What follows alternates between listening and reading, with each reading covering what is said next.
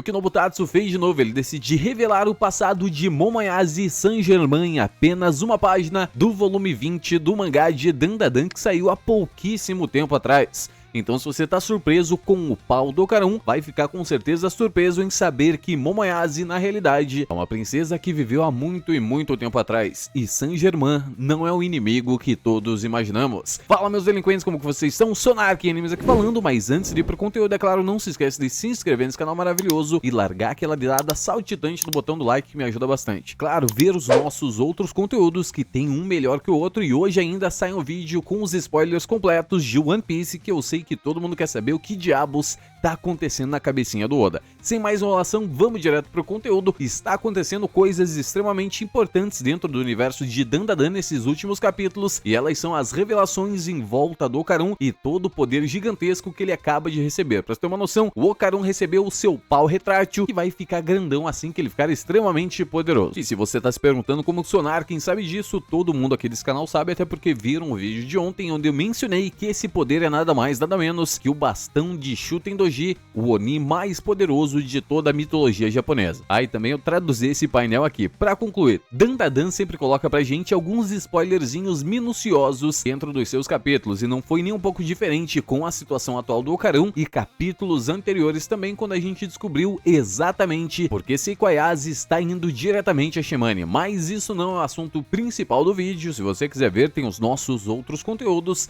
e temos que falar que dessa vez Yuki Nobutatsu transcendeu todas as mensagens subliminares, digamos assim, que ele deixa no seu próprio mangá. Se você analisar a capa do volume 20 do mangá de Dandadan, você tem duas coisas jamais vistas antes, é claro. No princípio, Momoyase, na parte da frente, se preparando para atacar alguém, e a gente vê diretamente o Conde Saint-Germain atrás da personagem, na sua posição clássica de batalha, se preparando para sacar a sua espada cheia de poderes e derrotar quem está à sua frente. Mas note que ele não está olhando para Momoyase, mas está olhando diretamente pra gente como se nós fôssemos os inimigos. Sabe por quê? Constantemente acusamos esse personagem de ser um vilão, mas em momento algum foi somente a gente que ficou acusando ele constantemente de forma gratuita. Pra você ter uma noção, a primeira menção a Saint-Germain tivemos somente pela Vovó Turbo no capítulo 120, quando ela pega um comunicador dos Serponianos, põe na sua testinha e vê a imagem perfeita do Conde Saint-Germain, e se mostra completamente putaça da vida ao ver aquele velhote de merda, é claro, nas palavras dela. Mas quem é a nossa queridíssima Vovó Turbo pra condenar o Saint-Germain como se fosse alguém ruim? Ela é somente um espírito de maldade quase que absoluta que tenta devorar tudo e todos ao seu caminho, e a gente continua julgando o Conde Saint-Germain porque aparece ninguém mais, ninguém menos que o Sanjomi saindo diretamente das portas do inferno e agindo como se fosse um professor da escola que os nossos alunos estudam, já que ele tem um poder gigantesco direcionado diretamente à manipulação. Então as pessoas não se lembram dele e ele molda as personalidades das pessoas exatamente como ele quer. Então, como vimos, uma pessoa parecida com Saint-Germain agindo de forma ruim, e graças ao Vovó Turbo chutamos que ele é um pau no você sabe. Mas perceba que no meio desses julgamentos esquecemos de um único detalhe que eu venho defendendo há muito e muito tempo, desde os primórdios do canal do Sonark Animes. Que Sanjomi e Saint-Germain são pessoas completamente diferentes, e Sanjomi consegue manipular somente humanos, mas não yokais. E sabe por que todos os yokais conhecem o Sanjomi?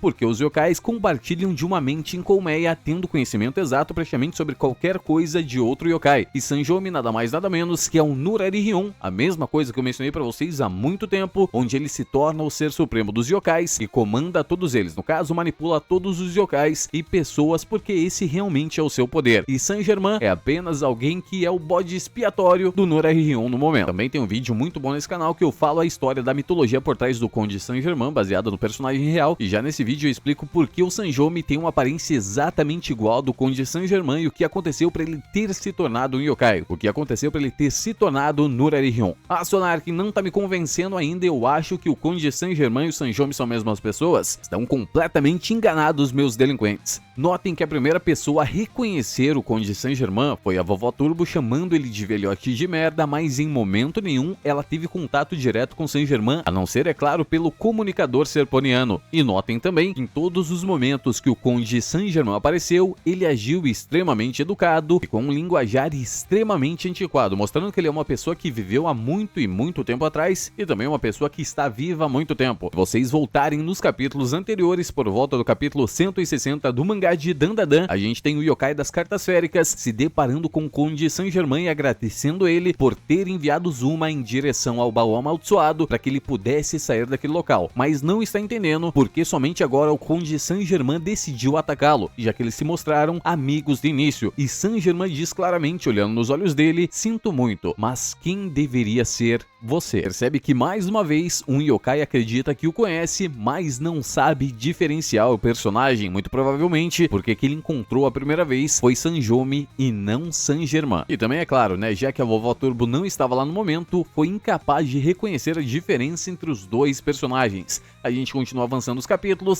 e percebemos que constantemente Saint-Germain mantém a calma e defende todas as pessoas lá, se importando com cada uma delas, já que Rin está amaldiçoada no momento e tem diversos alunos e nenhum recebe ataques fatais do Saint-Germain em momento nenhum. E se você não está convencido ainda, em um dos quadros do capítulo 161 a gente vê o Conde Saint-Germain e o Conde Sanjomi nos mesmos painéis, só que em tempos completamente diferentes. No caso ainda com o yokai da carta das cantigas féricas se questionando sobre a aparição de Conde Saint-Germain em batalha, se lembrando que Sanjomi conversou com ele através do baú amaldiçoado. Mas isso me levanta um questionamento: por que diabos ele não retirou aquele selo de proteção divina em momento nenhum e ele mesmo libertou o yokai da carta das cantigas féricas? Simplesmente porque ele não podia lidar com selos amaldiçoados. Não é trabalho de um yokai, mas sim pessoas comuns e divindades protetoras, coisas que um yokai não conseguiria lutar contra. A Sonarca ainda não me convenceu, ainda acho que Conde Saint-Germain é o verdadeiro inimigo dessa história. Então me fala, meus delinquentes, por que ele diz no meio do combate contra o yokai da carta das cantigas féricas: você disse em um momento que eu não poderia derrotá-lo sozinho, mas para sua sorte, infelizmente, eu não estou mais sozinho. E do nada surgiu Okarun e os outros personagens cacetando o yokai da carta das cantigas féricas. Uma coisa extremamente interessante que acontece nesses capítulos ainda, enquanto todos os personagens junto de Saint-Germain tá enfrentando o yokai da carta das cantigas féricas, em momento nenhum vemos o olhar direto de Saint-Germain, com todas as cenas tapando os olhos dele, mas sempre ele agindo com submissão, mostrando ser uma pessoa extremamente educada, mas também se mostrando ser uma pessoa extremamente protetora. E mais uma vez aparece um dos serponianos, no caso Rokuro, o serponiano do bem, se é que existe isso, né?